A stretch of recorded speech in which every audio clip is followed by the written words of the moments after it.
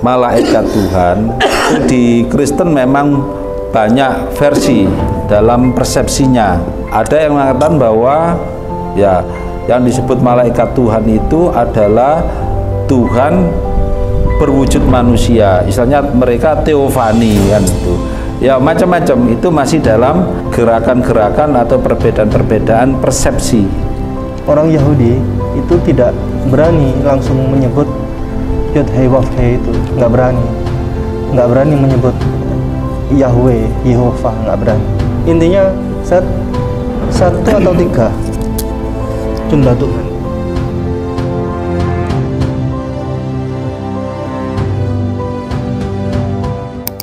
Kita akan lihat dari sisi kristolog. Siapa itu YHWH? Ustaz Masud, silakan.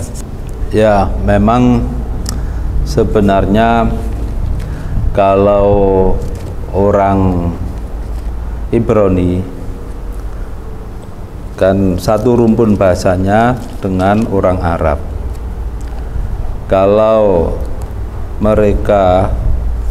orang Arab menyebut Ismail, maka orang Ibrani atau orang Yahudi menyebutnya Yismail. Orang Arab menyebut Ishak, Ibrani menyebutnya Yitzhak. Ada Yitzhak Rabin, Yitzhak Samil yang sekarang itu ya, kita mengenal itu. Kalau orang Arab menyebut Israel, orang Ibrani menyebutnya Yisrael. Nah, kemudian bagaimana kalau orang Arab itu menyebut Allah, bukan Allah, bukan Allah, ya, tapi seperti ada wawu kan, Allah. Nah, orang Ibrani itu menyebutnya Yahweh, yang kemudian ada banyak istilah pakai istilah Yahweh itu. Nah, jadi kan kalau di Arab itu alif, nah sedangkan kalau di Ibraninya pakai yod atau ya, istilah orang Arab itu. Dari sini memang perlu kita melacak dari perbandingan naskah-naskah Kristen itu, karena bagaimanapun juga terjemahan dari naskah-naskah Perjanjian Lama yang berbahasa Ibrani dan juga bahasa yang di Perjanjian Baru pakai bahasa Yunani, itu terjemahannya itu perlu banyak revisi, karena ini sering terjadi pengacauan yang dilakukan oleh orang Kristen, terutama tentang masalah nama Allah. Jadi kalau ada ulasan tentang malaikat Tuhan, itu di Kristen memang banyak versi dalam persepsinya. Malaikat Tuhan itu sebenarnya malaikat yang diutus oleh Allah. Nah, ada yang mengatakan bahwa ya yang disebut malaikat Tuhan itu adalah Tuhan berwujud manusia, istilahnya mereka teofani kan itu. Ya macam-macam, itu masih dalam gerakan-gerakan atau perbedaan-perbedaan persepsi dalam memandang istilah malaikat Tuhan itu. Bahkan kalau itu kan disebutkan juga bahwa punggung Tuhan dilihat oleh Abraham kan gitu. Nah ini kan bagaimana persepsinya itu di lingkungan Yahudi dan Kristen itu berbagai versi. Saya kira itu. Iya. Ya. Iya, memang di Kejadian pasal 19 juga itu di situ diungkapkan pada saat Abraham hendak diselamatkan oleh malaikat dari Tuhan, dan di situ ada malaikat di bumi dan ada Tuhan yang di atas. Nah, disebutkan Tuhan yang dari atas menurunkan api dan belerang, sedangkan di situ sudah ada malaikat. Lalu di Yesaya pasal 48 ayatnya yang 16, di sini disebutkan bagian B-nya, dan sekarang Tuhan Allah mengutus aku dengan rohnya. Jadi ada utusan oleh Allah Subhanahu wa taala. Nah, ini ada hubungan dengan ruh dan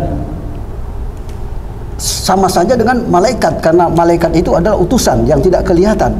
Ada satu saya pernah baca buku, buku itu membahas tentang Yod He Wav He itu, dan tentang YHWH itu, Tuan Guru, sebenarnya adalah nama tetragrammaton. Iya. Yang bahasa sederhananya begini, orang Yahudi itu tidak berani langsung menyebut Yod He Wav He itu, nggak berani menyebut Yahweh, Yehovah, nggak berani. Dan itu sebenarnya bahasa sederhananya begini, Tuan Guru, itu adalah nama pribadi Tuhan yang itu adalah bentuk etika kesopanan yang kalau bahasa orang Jawa itu biar tidak jambal, istilahnya begitu. Orang Jawa itu biar tidak jambal. Ini sisi lain. Kapan-kapan kita bahas khusus ini. Ini materinya panjang. Iya, memang panjang, iya. Berkembang sekarang dalam Bible itu kata Allah itu terdiri dari dua hal, nama jabatan dan nama pribadi. Karena dia adalah sang pencipta, menghormati dia dalam bentuk jabatannya. Jadi kita sebut Allah dalam bentuk jabatan, tetapi di dalam nama itu, di dalam nama jabatan itu nama pribadinya. Intinya satu atau tiga jumlah Tuhan. Versi Bible. Ya, kalau versi Bible ya. Kalau kan Bible itu dalam Kristen ada perjanjian lama, perjanjian baru. Sedangkan orang-orang Yahudi tidak mau kitab sucinya disebut perjanjian lama. Iya. Ya, tidak mau disebut perjanjian lama karena sampai sekarang mereka memberlakukan ya yang disebut Kristen perjanjian lama itu mereka nyebutnya ya Tanakh itu ya, Taurat, Nebiim dan Ketubim. Tidak ada satupun ayat-ayat di dalam perjanjian lama itu yang memberikan kesempatan untuk difahami untuk difahami menjadi konsep ayat ketuhanan Trinitas, tiga Tuhan, itu enggak ada, sama sekali enggak ada. Nah, sebenarnya dalam perjanjian baru itu juga begitu, sama. Tidak ada yang bisa diambil untuk dipersepsikan dengan bahwa Tuhan itu ada tiga. Ya, untuk dipersepsikan begitu, yang tiga menjadi satu, satu menjadi tiga, itu sebenarnya enggak ada. Hanya saja kemudian ayat-ayat tentang konsep tiga Tuhan, Tuhan Bapa, Tuhan Anak, dan Tuhan Roh Kudus, yang tertulis dalam Matius pasal 18, pasal 28 ayat 18 dan 19 itu kan ditenggarai ayat tambahan. Memang ayat tambahan. Karena apa? Karena itu jelas di Kisah Rasul, ya, Kisah Para Rasul pasal 19 ayat 2 itu ketika Paulus bertemu dengan murid-murid Yohanes. Kalau murid-murid Yohanes Pembaptis kan otomatis murid-muridnya Yesus, karena kan satu grup itu kan yang membaptis Yesus kan Yohanes, makanya disebut Yohanes Pembaptis. Kan otomatis setelah Yohanes tidak ada, yang menjadi penerus dari Yohanes itu ya Yesus itu.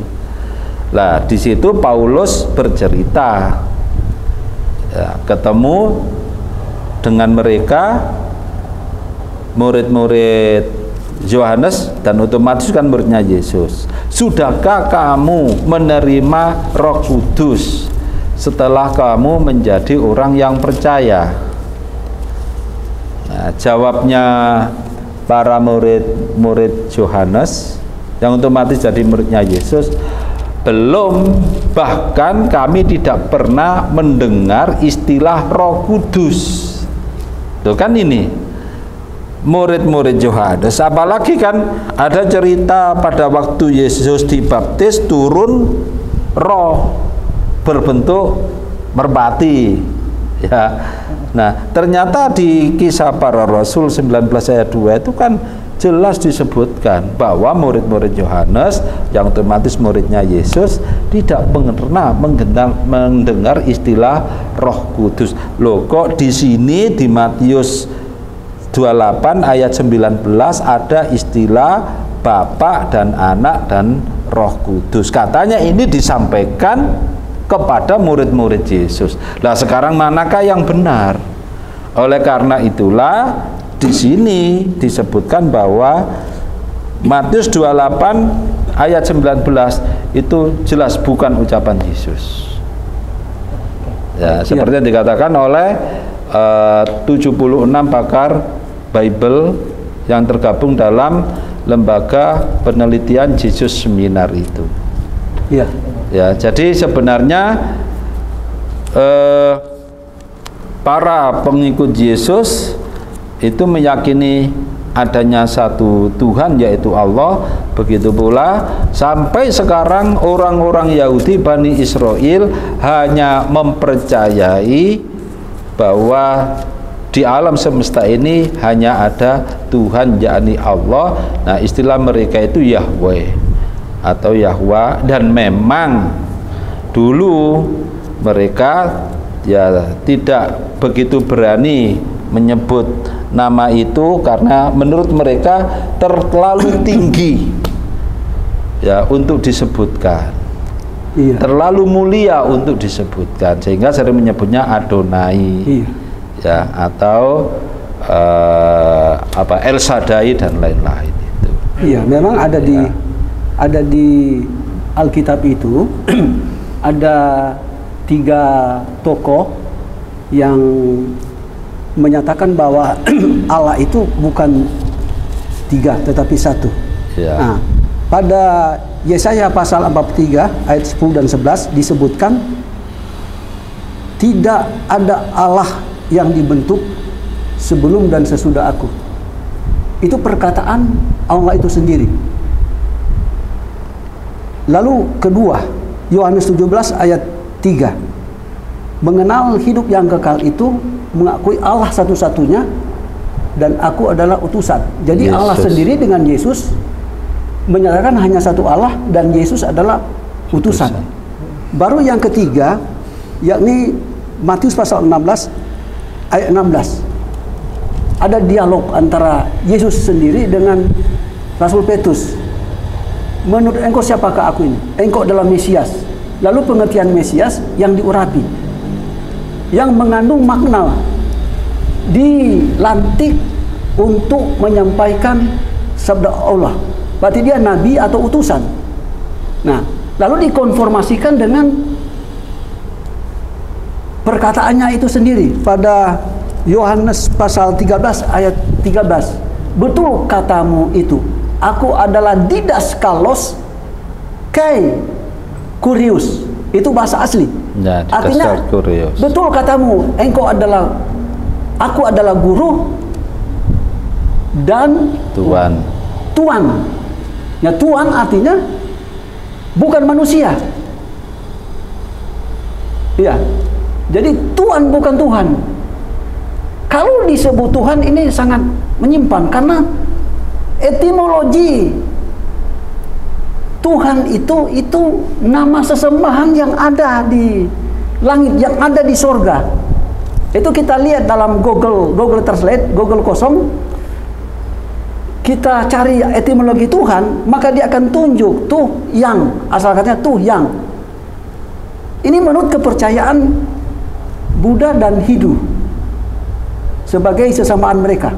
Kalau kita sematkan, kita taruh ke nama Yesus jadi Tuhan Yesus, berarti sudah 2 sesembahan. Sedangkan Yesus itu hanyalah dikuasai oleh Allah Subhanahu wa taala, diberikan kuasa, diberikan otoritas. Jadi ada wahyu, ada hikmat Allah di dalam dia sehingga ada nubuat. Sebelum Abraham ada, aku telah ada. Akulah yang awal dan akhir. Itu adalah perkataan wahyu ilahi, hikmat Allah. Seperti Yeskiel mendengar suara Allah lalu dia sampaikan. Dan ini langsung Allah wahyukan lewat pikiran dan hati Yesus. Jadi dia bukan Allah, bukan yang disembah. Iya. Termasuk bisa dibuka di Yohanes 13:13 yang versi bahasa Inggris, Tuan Guru. You call me teacher and Lord. Ya. And right. So for that is what I am. Nah, ini kata Lord. Kata Lord artinya Tuhan. Ya, itu etimologinya. Dia bukan God. Bukan God. Itu etimologinya. Ada seorang kaya raya, dia memiliki pabrik roti lalu dibagi-bagi karena orang sebut dia Lord. Lord. Jadi sejak saat itu Lord itu dipergunakan orang yang dihormati. Ya. Jadi kata Lord bahasa Inggris etimologinya itu bukan Allah. Maksudnya begini. Kata Lord itu junjungan. Ya, junjungan. Jadi ketika Yesus itu kita sematkan Tuhan bukan Tuhan, bukan berarti kita meremehkan Yesus. Seperti para pendeta menyebutkan, kamu telah menjual Yesus, kamu telah tolak Yesus, masa Yesus tidak disebut Tuhan? Dalam bahasa asli memang begitu. Baik. Dia bukan Tuhan sesembahan. Iya. Iya. Tuhan. Begitu juga dalam dalam Wahyu kan, dalam Wahyu pasal 3 ayat kita 14. Iya. Dia disebut ciptaan. Begitu juga Kolose 1 ayat kalau tidak salah ayat yang ke-15. Dia adalah ciptaan. Ya, baik. Sudah begitu. Kita akhiri, Tuan Guru. Satu kesimpulan menarik bahwa junjung tinggi kebenaran. Junjung tinggi pencarian kebenaran, satu. Yang kedua adalah junjung tinggi diskusi Alkitabiah. Semacam ini adalah diskusi Alkitabiah. Di negara kita ada dua hal, ada penistaan agama dan ada perbandingan agama. Kalau penistaan agama itu menghina agama orang lain, menghina kitab suci orang lain, menghina Tuhan orang lain. Tetapi kalau Alkitabiah, diskusi Alkitabiah adalah perbandingan agama, comparison, ya, mengcompare, dan itu dilindungi oleh undang-undang.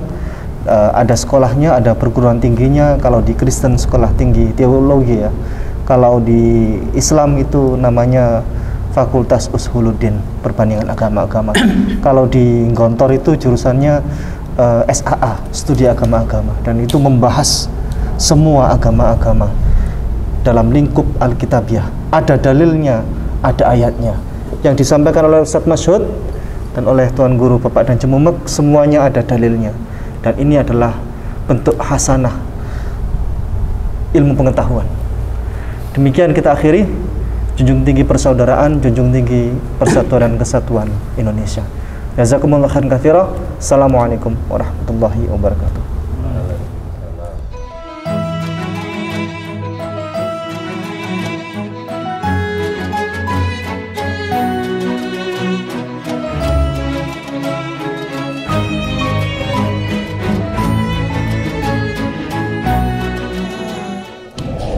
B'Shem Adonai HaRahman HaRahum Hadahillah Ledonai Rabban Ha'alamin HaRahman HaRahum Molech Yom Haddin Otcha Abedim Obcha Mistayim